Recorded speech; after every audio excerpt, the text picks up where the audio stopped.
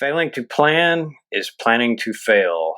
And that's a little bit cliche, but that's what we're going to talk about on today's Taking the Lid Off podcast. And I've got my guest here, Rich Brown. We're going to talk a little bit about military transition and some lessons learned from him, some lessons learned from me, and just have a conversation about that. So if there's anybody listening out there that knows somebody who's transitioning or is maybe thinking about getting out of the military, share this podcast with them. All right, so Rich, if you would, just give us a brief bio. Sure, man. Let's see. My name is Rich Brown. I'm a retired Chief Warrant Officer 3 from the United States Marine Corps.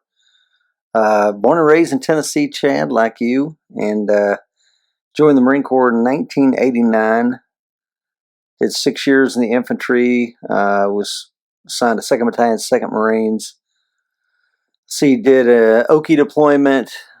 Came back from that, did a workup, and then did Desert Storm kicked off. Matter of fact, 29 years ago today, we rolled over the berm into Kuwait.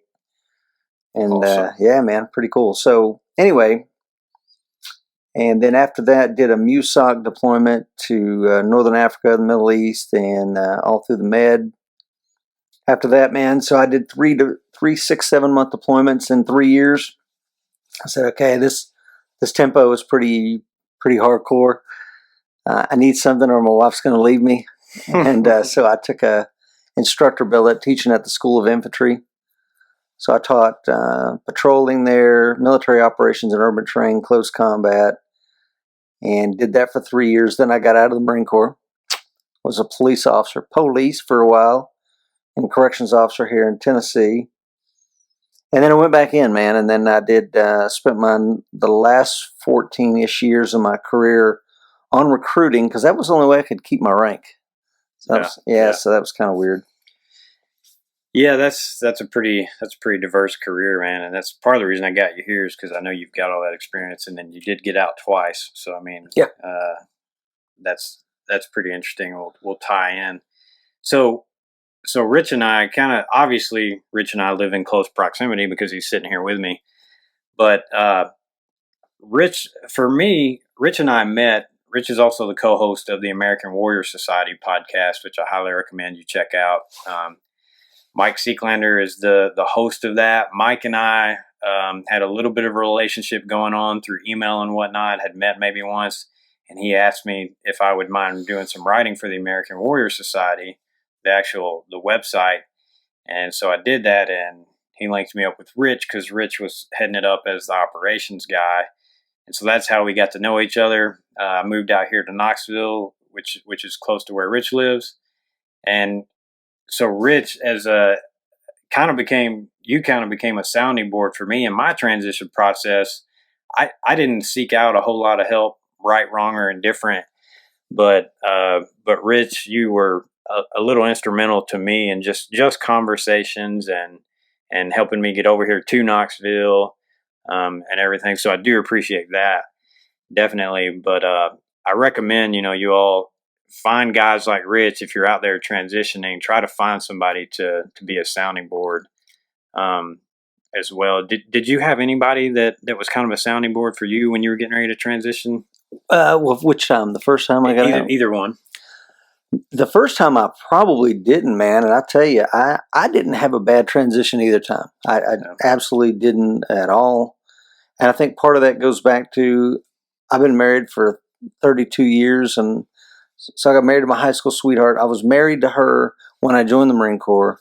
And I entered the Marine Corps as Rich, and I left the Marine Corps as Rich. I didn't wear my uniform home at the end of the day. I always kind of kept a real duality to who I was, and I didn't wear my rank, and my wife certainly didn't wear my rank, and I discourage that. I think it's ridiculous. Be who you are, be a leader, but at the same time, I don't understand people that get out of the military and like, I'm the sergeant major so and so. Nah, you're kind of not. Yeah. And even though I'm a retired chief warrant officer, I don't advertise it. It's not on my truck anywhere. So anyway. So what Rich is saying is, you have, and I like the comment about your wife didn't wear the rank. So if you don't understand that comment, that is, some wives think that they also have the rank that their husband holds, and so they think that that gives them some authority. Let me tell you a funny story about that. So a buddy of mine, he's actually the senior Marine in the 6th Fleet Renai Station in Italy, and we just went and spent some time with them there in Naples together. And he had this thing, he said, they were lining up all the Marines in the command, and they had all the wives were up there. It was just the dependents, and they're all in the bleachers, and the colonel comes out there and he goes, guys, can you do me a favor? Can you kind of get in a rank order real quick? So the women start, well, my husband's a staff sergeant, and well, my husband's a captain, and they start kind of this and that. Once they get up, ladies, are we done? Let me be clear, none of you have any rank. That was a trick, and you don't have any freaking rank. But anyway, back to the transition. When I got out in '95, I say that I didn't have any issue with getting out, but at the same time, I for those of you that are in the military, I didn't get to take my pack off. Now, I did. So I was an instructor at the School of Infantry, and we would do a 25-mile hike as part of the graduation ceremony, right?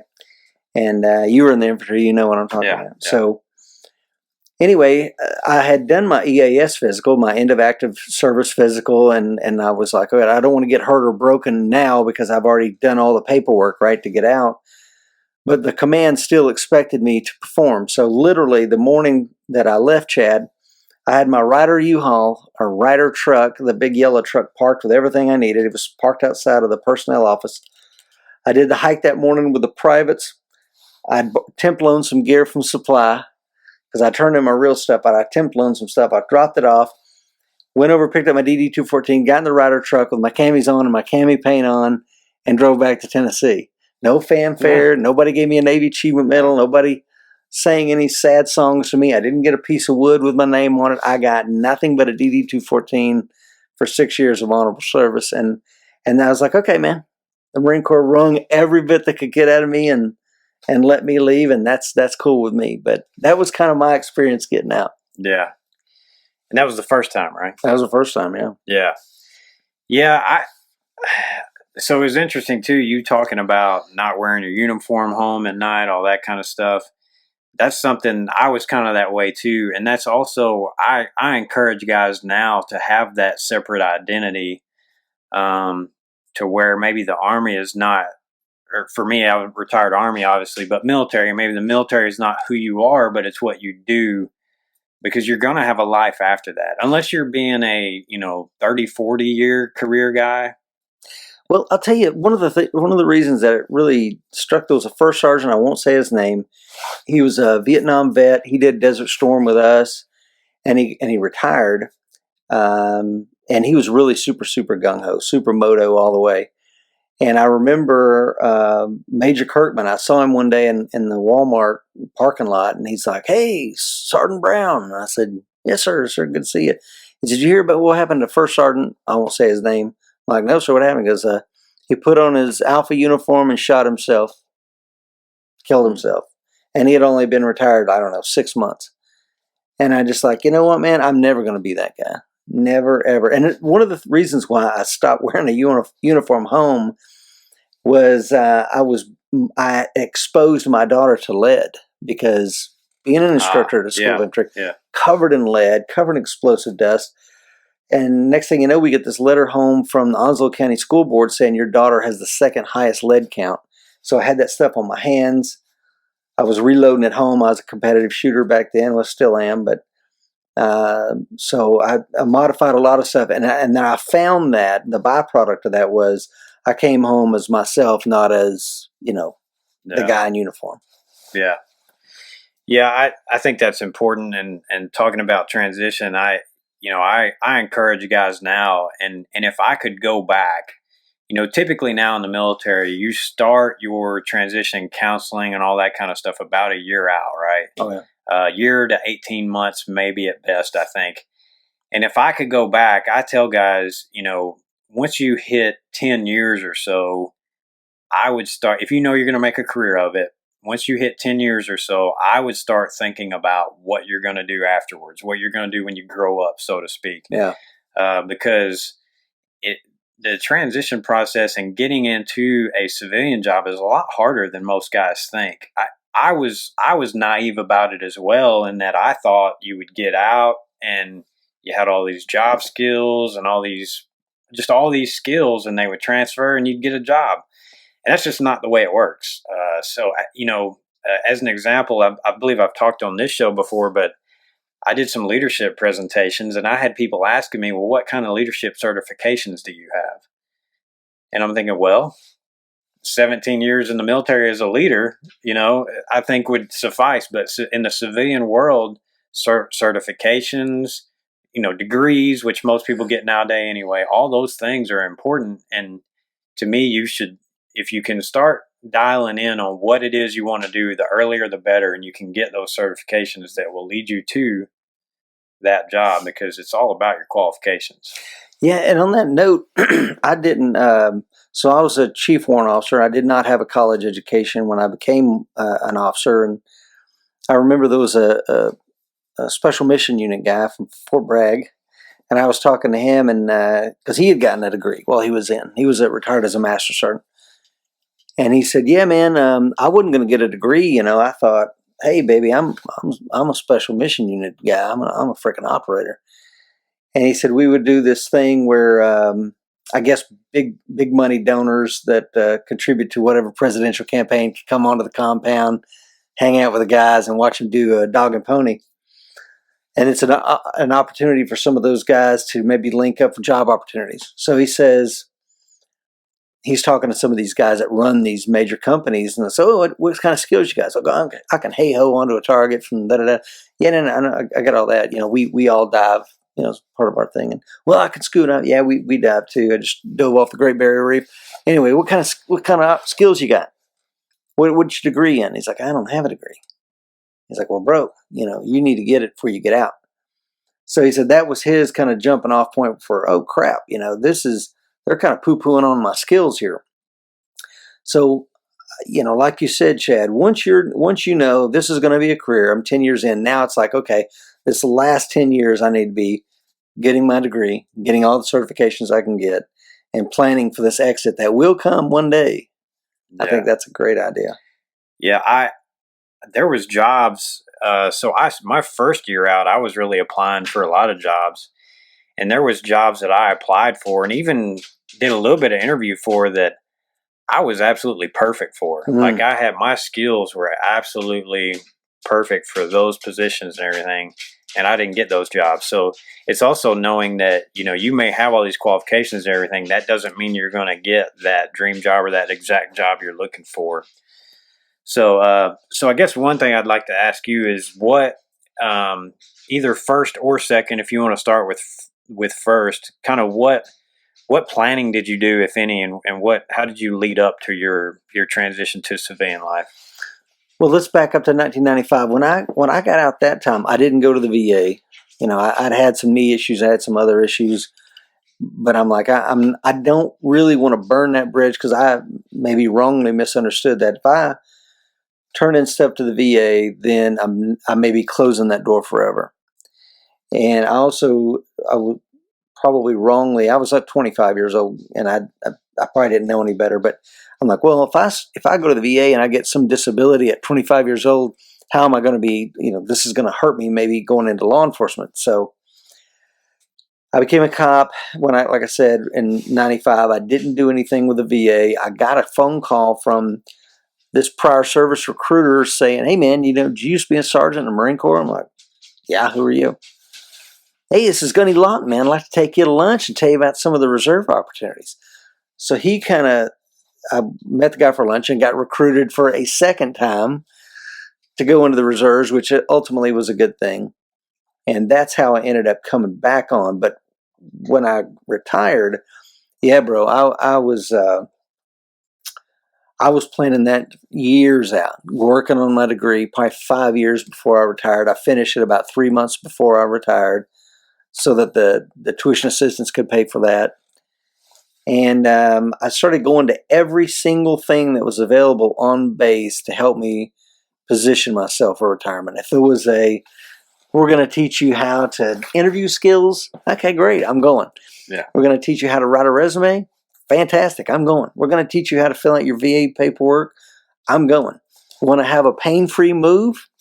There's a 1-hour class for that. I mean, people that don't take advantage of this, you're in the military, man, those classes are going every Tuesday and Thursday somewhere on your base, and there's like 3 dudes in there, and they're the one that's getting all the knowledge, so you got to take advantage of that. Absolutely. I did the same thing, and I took, there was a Boots to Business entrepreneur class, and at that time, I really had not a lot of aspirations to be an entrepreneur in the aspect of owning my own business or whatever. That's more what it was about, was all that. But but I took it anyway. Yeah. And the other thing is, you're in the military and you're getting paid, so it gets you away from your unit. I mean, go take the class, like, and you learn. You're gonna get something out of all those classes. So yes, absolutely, any kind of resource you can get, whether, because you may go like that Boots to Business one. I found out there's a website. So for you all getting out, if you're interested in owning a business, called Vetrepreneur. It's a very odd word if you look it up, but just look up veteran entrepreneur, and you'll find it. And it's basically, it's a list of all the businesses that will give you discounts as a veteran to franchise, basically. So, and there's some of them that will do as much as 50% off their franchise fee for you to start a business. Yeah, one of them was Little Caesars. I actually looked into that, and but you had to place the business where they needed, where they needed the market was there, and where I retired to, there wasn't. I mean, not that I would have started a Little Caesars, but maybe I would have, because ultimately I did start a business, but like you said, with Mike Seeklander, and it's done extremely well. But I am baffled by the amount of people that retire. Like my brother just retired from the Coast Guard. I don't know if he's going to watch this. If he is, shout out there, Chief Brown. But he was like, yeah, man, I retired in, I think, December. And he's like, they still haven't got my DD-214 right. He's still waiting. It's back and forth trying to get it done right. And that kind of stuff happens. So like I told Jeff, I said, man, bro. Now, maybe a little different. He was an E7. I was a Chief Warrant Officer 3. I knew the Perso was a Chief Warrant Officer. I went down there and said, hey, Fred, I'm getting ready to retire, bro. He's like, yeah, I saw that. You put in your Appendix J. I'm like, yeah, I want to get this DD-214 squared away. He's like, do you have other ones? I'm like, I've got a bunch of them from my broken service and being in multiple reserve things and doing training and deployments with that. He says, yeah, bring all your stuff in. And he put it all together. And again, you don't expect them to do that. You have to push that ball forward or it will not happen. Yeah, absolutely. That's a big learning. I mean, guys that aren't, that's one thing that I've seen guys struggle with transition, is also guys that aren't self-starters, and they weren't while they were in, and they're not now. And a lot of guys get out and they think there's just this magic 8 ball you're going to shake up and a job is going to float to the top, and that's what I'm going to do. And it's just not going to happen. It's not even close. No, and I learned that, again, that was a tough life lesson. When I got out in 95, I had paid somebody to put a resume together for me. And I guess it's 1995. I'm a sergeant in the Marine Corps. $150 is a lot of money. You know what I mean? Yeah. So I get this $150 together and I have them do my resume and they hand it to me. And I just remember being like, sick. And the lady's like, well, what's wrong? I said, I handed it back to her. I'm like, I wouldn't hire me. That's it. And all they did was, this is pretty sad, Chad. All they did was take the MOS manual, like 0311 rifleman. He can locate, close with, and destroy the enemy. I'm like, oh, that doesn't tell a potential job anything about me. Yeah. So they worked with me to made it a little bit better product. But I have learned since then that you build your own freaking resume. Right. You can take one of those courses on base, which I did before I got out, and I put it together and I sent it to some friends who are in the civilian community. I'm like, hey man, you just retired. What do you think about this? And they gave me some advice. And so a lot of it is networking. But I had also learned when I retired when I got out in 95, one of the issues I found was I'm a former freaking grunt. And one of the guys in the transition seminar said, there at Camp Lejeune said, anybody in here grunts? And it was, a few of us raised our hand. He goes, yeah, guys, you can be cops or bricklayers. And he wasn't being ironic. He was just saying, I'm don't shoot the messenger, man. I'm just telling you. That's what society thinks you're capable of doing.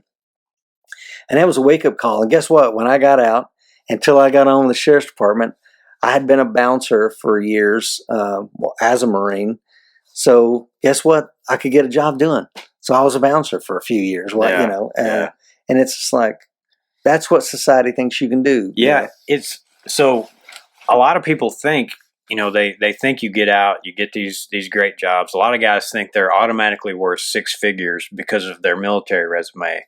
But and one of the things with this podcast that I'm hoping to do once I can reach a broader audience is kind of help them understand the skills that veterans do bring, because civilians just don't understand. For one, I don't think we've done the best job, and I say we, but I don't really know who it's on. I guess it's on us to help civilians understand the skills that you do bring. But in the military, so this is the story that I tell when people talk about, being able to get jobs. So my last job in the military, I worked in the Science and Technology Office at U.S. Army Special Operations Headquarters.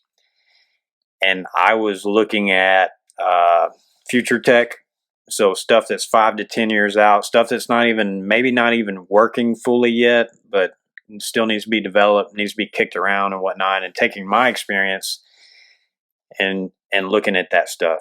If you took that job, now I was assigned that job, and I actually found the job and kind of asked for it in a way, but that's another story. But I took that job, I did that job. If you took that same job and put it in the civilian world, I would not qualify for that job. Oh, no. Because I'm not a scientist. I'm not an engineer. Yeah, like I wouldn't have it. But in the military, we give you that job and we say, here's your job. This is what you're going to do. And oh, by the way, you better be good at it. Mm-hmm. And so in the military, my point is, in the military, you get assigned jobs and you're told, hey, this is what you're going to do. And you just do your best and you adapt and you learn and you do the job well. Most people, I would like to hope, do their job well in the military, but you just do your best. And in the civilian world, it doesn't work that way. You have to have qualifications and whatnot before you're going to get that job. Yeah. If you're going to be, you would, like I say, for that job, you would have to have a pretty thick background that I did not have to get it. So trying to help military members understand that, yeah, that's the way it works in the military. Here, go do this job. It's not that way in the civilian world. You got people who are, say, marketing people. Well, that's all they've ever done a lot of times is marketing. All they've ever done. And in the military, you don't do that one job necessarily all the way through. Especially if you stay in 20 years, there's no way. No. Yeah. And if you did, that was not a very diverse career. No. And I think our transition is maybe yours and mine. Mine was not very difficult. I know you did a pretty good job with yours, but what's some other? So you had kind of a plan, but how did it go when you got out? Did it go the way you thought? Not at all. Yeah. So I inherited a farm, as you know, Chad, up there on the plateau. So I had money coming in from being a retired chief warrant officer. I got 90% disability, so I've got that. I really didn't have to work. I paid off everything I owned. I was completely debt-free when I walked out of the military, because that's another thing I wanted to do. I wanted to have a college education, and I wanted to be debt-free. And my wife and I, we worked on it. Probably took us about 7 years to get every single thing we owned paid off, so that we stepped out debt-free, educated, no mortgage, no nothing. So one of my wife's old friends, this guy said, hey, I've got a job for Rich if he's interested. He's his own boss, much as little work as he wants to do. Sounds great. Oh, it sounds great, Sarge. Sign me up. So the job was, I was going to sell, timeshare. I was going to sell timeshare at Fairfield Glade. And I'm like, I get up, I put on my suit, have a cup of coffee, I go over there, and I'm back home by 1 o'clock. And I do that 3 or 4 days a week, make a little bit of money. I'm on this beautiful sprawling resort. I'm taking some rich folks around on a golf cart, showing them stuff. I mean, it's going to be perfect. Okay, on the third day, I've worked there maybe like 3 hours one day, 3 hours the next, and maybe 2 hours this day. So I haven't liked anything I've seen. And on this third day, man, this girl that I'm riding with, she says, we get up to the door, and she says, just go for it. And the person answers the door, and she goes, hi, my name is so-and-so, and this is Rich Brown with the state of Tennessee, blah, blah, blah, agency or whatever. And I'm like, well, that's a lie. So I just keep my mouth shut. We're in and out in 5 minutes. Nobody asked me a question. I never say a word. We would get back in the vehicle, and I turned to her and I said, that's the most unethical thing that's ever happened to me. Take me back to the office. And she's just, oh my God, I'm so sorry. I'm like, I said, you may not know this before, but I'm a published author. And you know what I wrote on? Military ethics. And this is unacceptable. I'm out of here. We walked back, and I told the HR lady, I said, ma'am, I've never quit anything before in my life. I need to quit here. What do I need to do? So this is my first job. I've been retired like that long, and I've already quit it. Because, I mean, there's certain things that are just like a line in the sand, and I don't, I'll starve in the street before I will violate my integrity and my honor. So, and that was cool. And ultimately, I got on with the Red Cross, and I managed the entire state of Tennessee as the regional manager for disaster preparedness and government ops. And, and what's funny, Chad, is I applied for that, and I applied to be a park ranger. Red Cross called, and I said, yep, I accept the job. That was on a Wednesday. Thursday, I got a call from the Park Service saying that I was going to be a park ranger. And I ultimately walked away from it. So and stayed with the Red Cross and did that until it almost killed me. But my point of saying all that is to say you're going to transition. The thing that you think you're going to do when you retire probably is not going to be the thing that you stay with. If it is, you're an anomaly. You're probably going to be prepared for multiple transitions after you transition. Yeah, that's a piece of advice I got a lot too. Was a lot of people said just get a job, and that will get you to your next job or what you really want to do. And I don't think that's bad advice. I mean, you should look for what you want to do. I had a similar. Well, I didn't have an ethical issue, but so as you know, I took a job at a local range that was opening up as a firearms instructor. And it was kind of shady because I was hired as a firearms instructor, but then they're like, well, we really want you to do sales. And so I do sales. They told me I need to do a little sales a week. And I said, okay, well, I want to do the minimum in sales and I want to do the maximum in firearms instruction.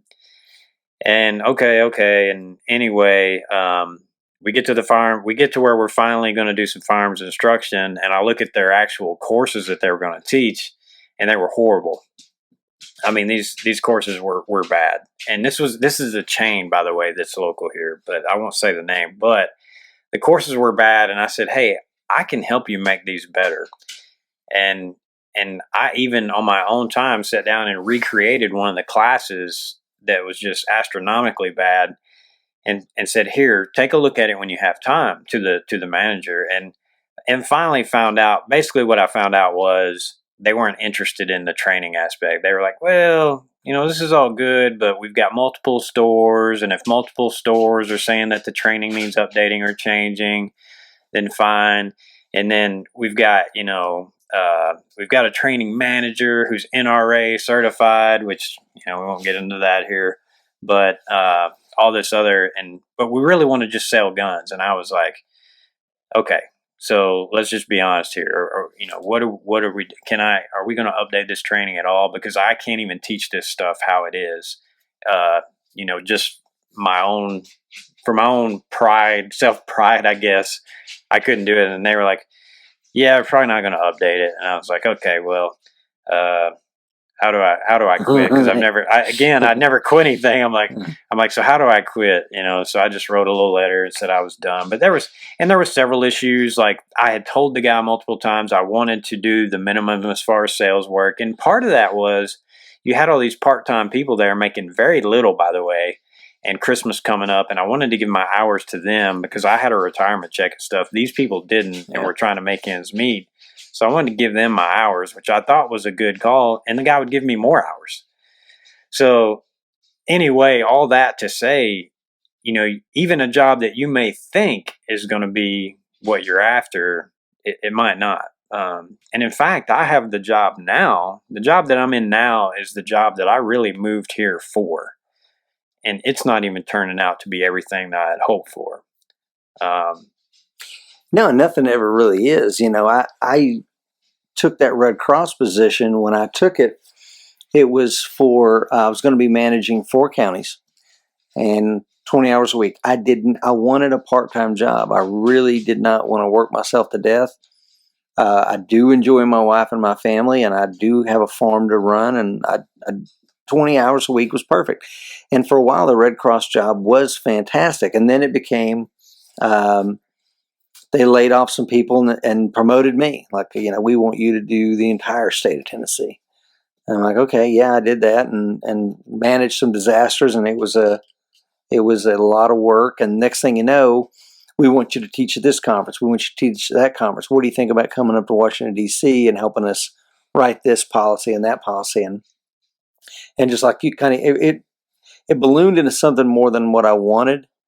And I stepped away from it. I stayed a volunteer. I did some things with them as a volunteer. And then ultimately, American Warrior Society got up and running, and it became that. If you'd have asked me, when I was at my office on Parris Island, South Carolina, as a chief warrant officer, most of my time I was doing investigations. Hey, you're going to be a podcaster, a relatively successful podcaster here in a few years. Yeah. I would have never in a million years, like, what's a podcast? Right.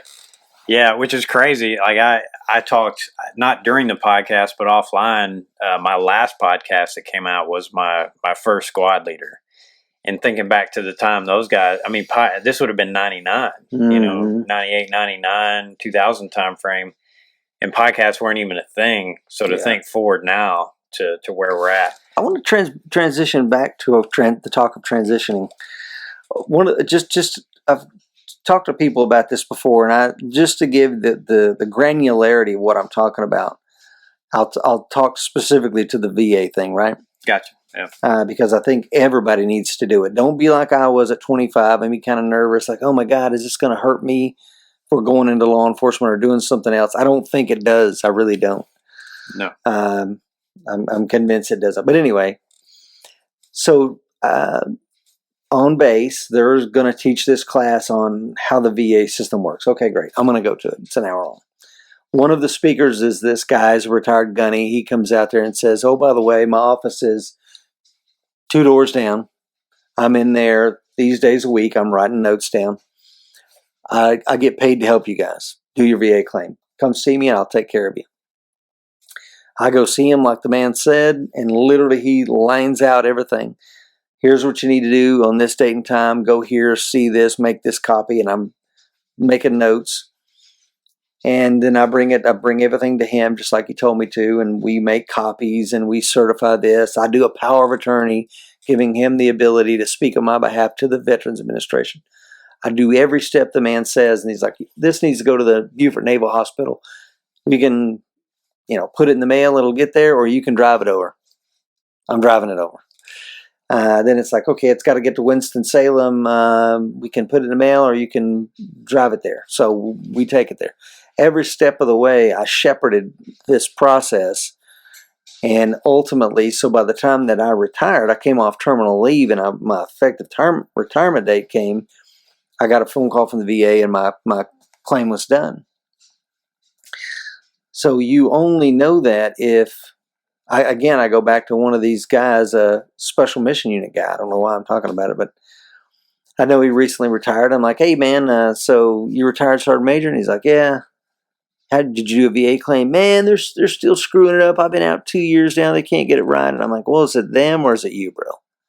Is it them or is it you? Because, if you shepherd it through the process, because one of the things they told us was at the retirement seminar, was like, anybody here from Tennessee? I raised my hand like, okay. Hey, sir, do your package here in South Carolina. Tennessee's three-year backlog. So what do you think I did? I'm like, oh, okay, well, I'll wait till I get to Tennessee. No, I did it before I left. I mean, it only makes sense. And then another thing, because I'd been on recruiting, Chad, I knew that I had medical records scattered all over the place. Right. Because you're not near base, you're seeing civilian doctors. None of that stuff is going to miraculously jump into your record book for the VA to see it. I had to go around and collect it all up. So that takes time. So to your point, like you said, start planning it way out, at least a year, 18 months, 2 years, you know. Yeah. Yeah. So the VA stuff is a great point. And it's something that you've got to do, and you've got to go to appointments. So luckily, like I said, my last job up at USASOC, up at headquarters, you've got a lot of guys who are great dudes, but a lot of them have been broken over the years, for lack of a better term. And so I had a lot of guys that were pushing me, kind of saying, hey, man, make sure you're getting stuff documented. Make sure you're doing this. Make sure you're doing that. Guys that were way more broke than I was physically, and awesome dudes, because they really helped me to think about what I needed to be doing in those last 2 years. And like I said on one of my other podcasts, I had about 6 months left in the Army before I went and said, hey, doc, my knees and ankles bother me. I mean, but I jumped out of airplanes for my entire career, so of course my knees and ankles bother me. I'm paying for a lot now, but you have to get out of that mentality of being the hard hua guy, whatever you want to say, and go to the doc, get the stuff documented. Because I went, I've got shoulder issues as well, and I went to a surgeon over one of my shoulders, and I told him, I was like, look, if you want to operate, well, whatever, anyway, long story short, I just want to make sure that this is all getting documented. And he said, well, you're doing the right thing, because he had a guy in his office right before me that was a veteran, still lived around Bragg, so he was coming to the doc there, and he was like, the guy wants me to help him get this in his VA claim, but I can't prove that it happened during his service. So, make sure while you're you're getting that stuff documented. The caveat, though, that I want is your integrity is not worth the paycheck. Yeah. Because there are lawyers out there. There are lots of people who will help you get a higher percentage from the VA, and it's just not worth it. I won't name names, but I had people telling me, hey, man, make sure you say this when you get checked out. Make sure you say that. And I didn't do any of that, and I came out very well. And I can still feel good about myself and still look in the mirror, because there are a lot of people out there that they're saying things, they're coaching people, and it's just not good. It's a lack of integrity. Keep your integrity, be able to look at yourself at the end of the day. It's not worth the paycheck. And we don't want to break the system, and I feel like something's going to give eventually with the VA and how much guys are getting paid.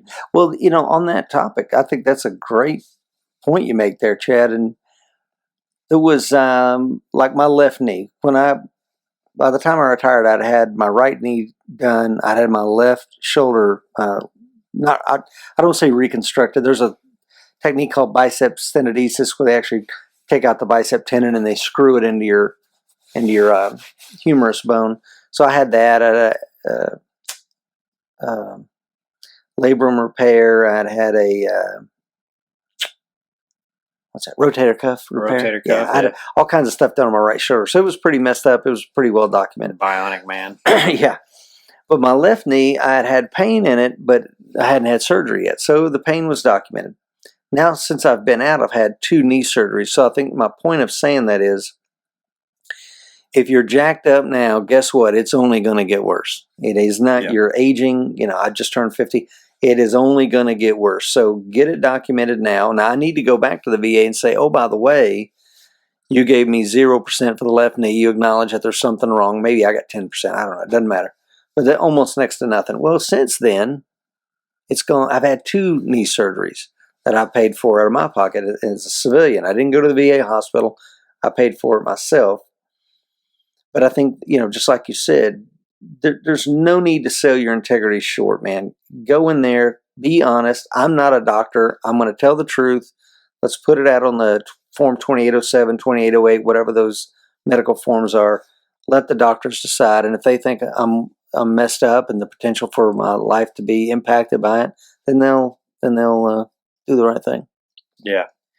The one piece of advice that I did get on like the examination for the VA that I thought was pretty valuable was because they test your range of motion. So they'll test your range of motion. The doc will say, hey, how move your ankle as far as you can move it, lift your arm as far as you can, as high as you can move it, all those kinds of things.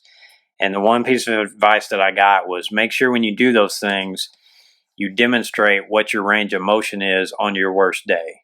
Mm-hmm. And I thought that was good, and I did do that because you don't want to go in to the doc and you're having a good shoulder day or whatever the case may be, and you can move that bad boy when the day before you were maybe just arm height or parallel to the ground, so to speak. So I think that's probably good advice, and I don't think that's compromising your integrity. Because we know, you and I both know now that your joints you're gonna have good days and bad days. I definitely know that. My hips have acted up lately. My thumbs, I've got freaking thumbs. I never would have thought. I feel like I got arthritis in my thumbs. Like what? Too much PlayStation in the barracks. Yeah, it was yeah. I was never much of a gamer. I don't know what that was from, but lifting weights, clearly you can tell my size that I was a bodybuilder in the day. I've slimmed down since I got out, but yeah. So let's back up for a second. And one thing that I want to hit is because we both stayed in and retired with careers. One good piece of advice too. So for our military members thinking about transitioning that haven't made it to retirement, what I'd like to say is I had a lot of old timers, some very wise old timers when I was young, say, man, I wish I'd stayed in. I had several, and my dad, so a little town I grew up in was centered around the railroad, and there was a lot of railroaders, and that's probably going to pick up, that's my driveway alarm. That's probably going to pick up on the audio, but that means the wife's home. But I had a lot of old timers, old railroaders and whatnot, that they gave me the advice of, man, I wish I'd stayed in. You'd get that pension, you'd get that health care, all those things. And that always kind of stuck with me when I would look at getting out. And so that was kind of, and then it was just the right situation for me to stay in. I was single parenting for a while and all, but if you're looking to get out, you got to make sure you have a plan, but really think about the long-term effects of retiring. Because for me, 20 years, it wasn't that bad. I retired at age 39. Yeah. And so I was able to, make a living afterwards and whatnot. And so for you, I guess what I know you got out, got back in. So what drove your decision to get in and make it a career? Brother, when I joined, I would have signed a 20-year contract when I was 19. Really? Oh, absolutely. I knew I wanted to be in the military, and I knew I wanted to retire in the military from probably the age of 9 or 10. And matter of fact, I told my wife when we were dating in high school, I said, here's what I'm going to do. I'm going to join the military. I'm going to end up becoming an officer. We're going to travel the world. And maybe when I retire, I'll come back and run for office in Tennessee. What do you think? And I remember her being like, okay, I guess. But I mean, I knew exactly what I wanted to do. But then I got in the Marine Corps and I got beat down, by some of the trivial crap that was going on. Like, I was going to change my MOS and go EOD. So I did everything. I got the school seat, and the career jammer was just a clown. The career planner, I'm sorry. The career planner was a clown. And I told him, I said, look, man, the day that my ceremony to swear in and re-enlist, I want to have time. I want to have my wife there. I want to have this and that. He says, yeah, no problem, Sergeant. We'll take care of it. And then at the last minute, I'm in the field with the students, and he calls me and says, hey, man, it's 12 o'clock today. That's in 2 hours, bro. Yeah. That's when we got to do it. So I run out of the field, put on a set of press camis, and get a haircut. My boots shined. And somewhere in that 2 hour fog of running around trying to get squared away for this to re-enlist as an EOD guy, I'm like, you know what? Screw this, man. This is just 6 years of too much of the same crap. What am I doing? So I got out. Now, when I got out, I didn't necessarily regret it. I thought, okay, well, I closed that chapter. But then being a police officer wasn't what I thought it was going to be, and I ended up thinking that I was just going to come on something called be a recruiter aide. But I was a staff sergeant in the reserves, and I did well at the recruiting thing, and ended up hanging around. So I'm glad I did. I'm glad I got out too, Chad, because I had that experience of being out. Yeah. And I could relate to, like, okay, man, I've seen what's out there. It was cool. It has its place, and I'm glad people like to do that. But it just worked out really, really well for me to come back in. Yeah. And another thing is, here's something interesting. Maybe you remember. When did you come in the Army? Late 97. Okay. When I joined in 89, there was no internet, right? That's obvious now, but. So what I'm getting at is all the MAR admin messages, all the All Marines messages, anything and everything that told about school seats and opportunities for advancement and all that stuff were in the S1 shop, and you couldn't get access to them. They were behind the purso's desk. Only him and God and the gunny could get back there. And they came off the message. They got 3-hole punched off the old dot matrix printer, 3-hole punched and stuck in a black binder, and that was it. Nobody wanted you going anywhere. Well, now with the internet, there's absolutely no reason, man. You can see everything that's coming out there. So I picked up Gunny right after I came back in, and I said, you know what? If I'm going to do this last stretch as an officer, there's no need not to do it. I can see everything that's out there, and I really smartly planned my career, my last half. Yeah. Yeah, I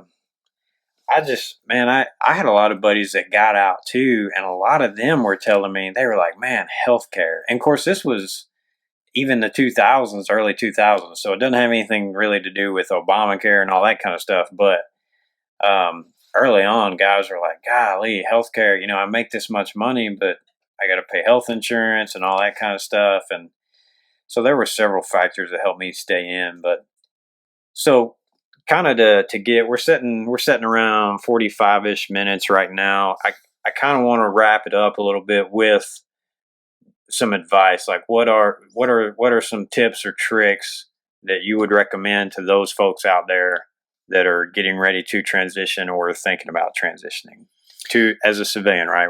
I know it's 2020, so we're not talking about other possible transition things.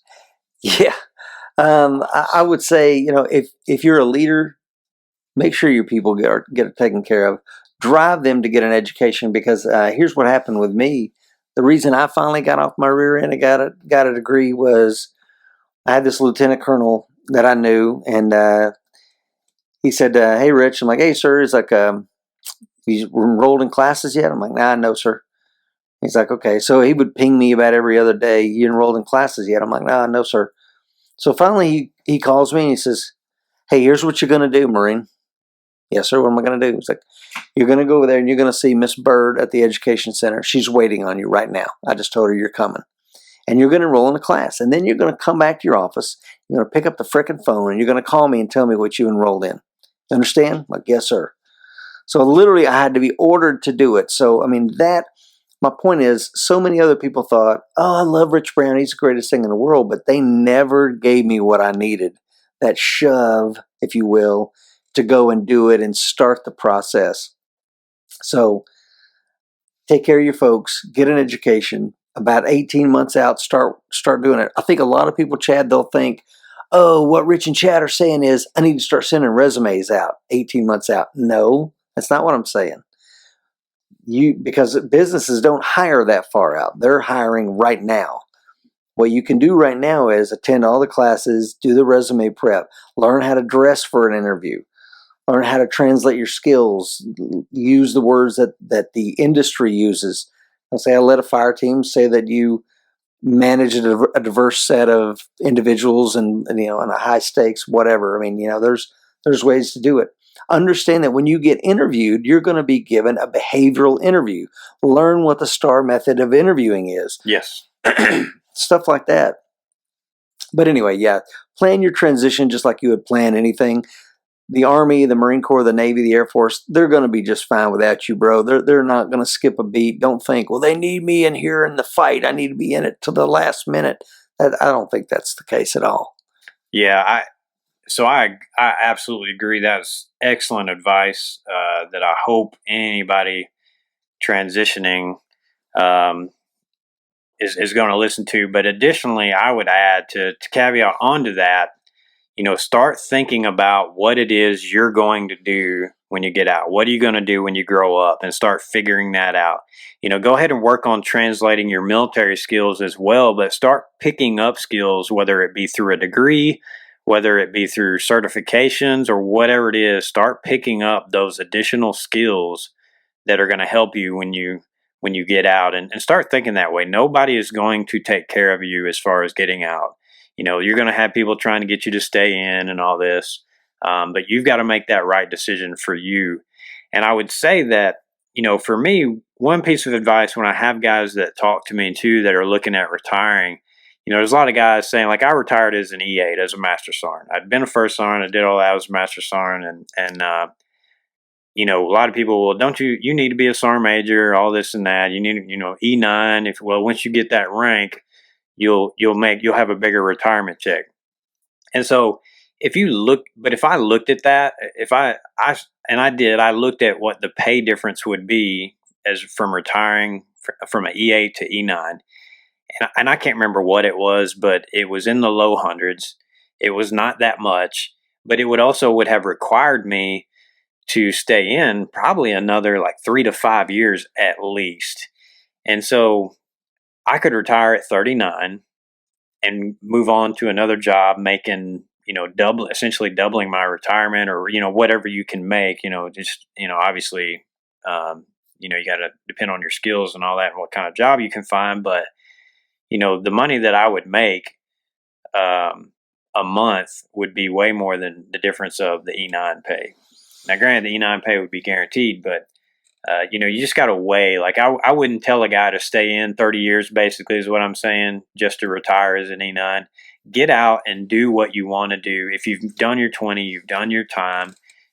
And that's an individual thing. So I wouldn't, I'm not trying to tell you get out at 20 if you don't want to. But, you really got to look at, too, you need time to develop those other skills or get more experience in that other career field that you're looking at. And don't narrow yourself to just being law enforcement or things like that because you think that's all you're worth. If you want to do something else, do it, but you're going to have to put in the work. And just don't think you're going to magically get a job and people are going to.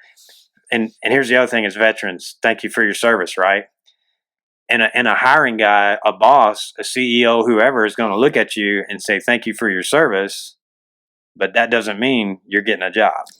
No, people you don't get paid for effort out here. You get paid for results. And that's one thing, like in the military, some dudes can hide and get paid for their effort that they put in. Out here, you don't, nobody gives a crap about that. You get paid for the results. That's it. And on that note, you'd mentioned something, Chad, about staying in, right? I will tell you, the only reason I did 20 years active and maybe 9 months, and then the 3 years in the reserve. So total it was 23 and some change.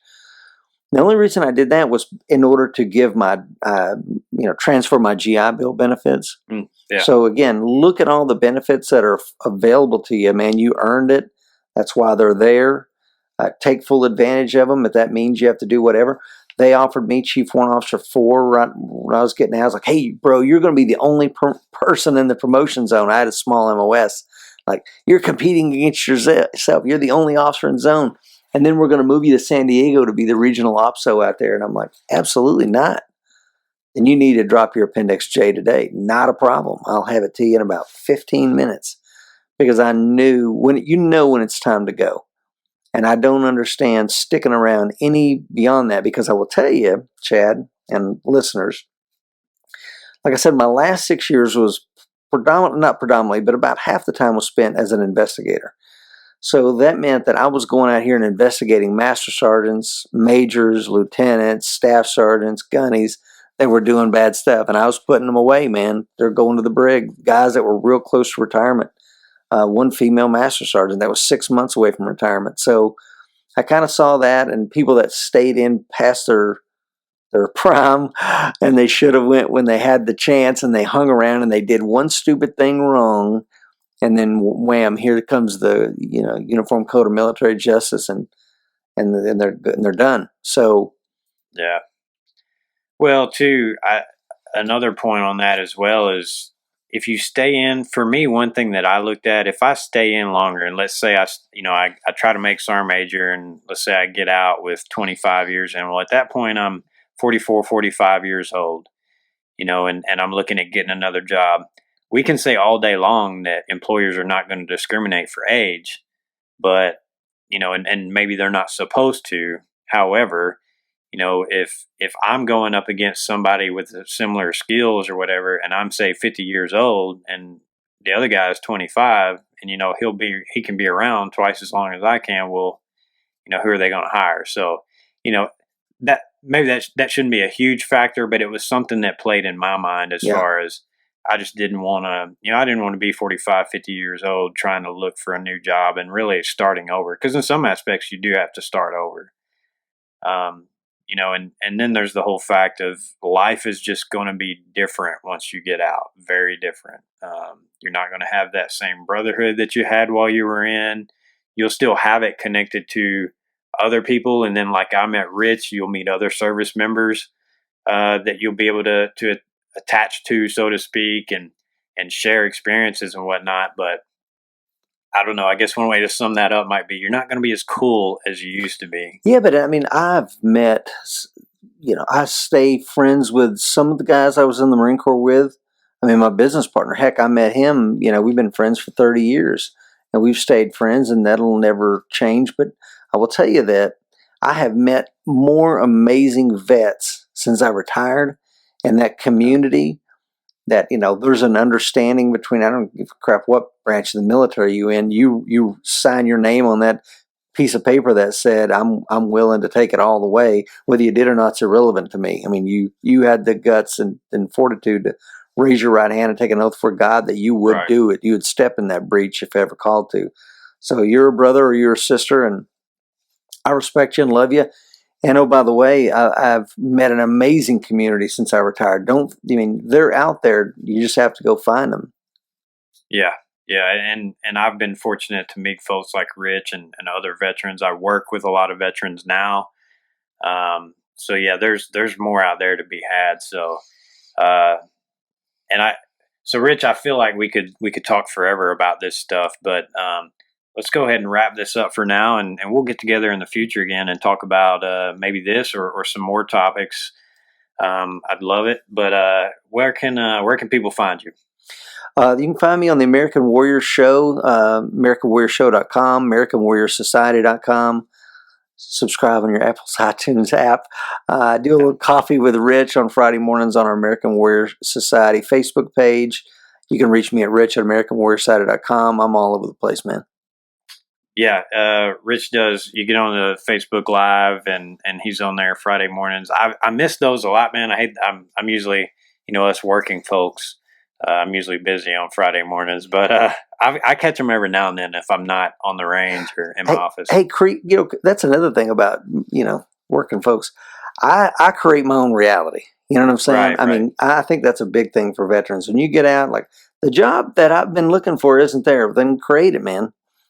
Create your own reality. You don't have to work for anybody. Start your own thing. Now, it's going to be harder, and just like what you're doing here, Chad, with this. I mean, but you can do it. You can do anything you want. Put in the work. Like I say, you got to get it done. Yeah. You have to get it done. Nobody's going to get it for you. And oh, by the way, as veterans, nobody owes you anything. So you have to get it done on your own. Stop looking for the thanks for your service and somebody to give you a handout because you served your country. Thank you, but you got to get it done on your own. You got to take care of yourself. You got to pick yourself up by the bootstraps. Those are the skills that you learned in the military to pick your own self up. So do it and get it done. Thanks, Rich, for coming on. I appreciate you driving out here, spending time with me. It's been great. I hope we can do some more, man. Absolutely, bro. Be safe. Take care.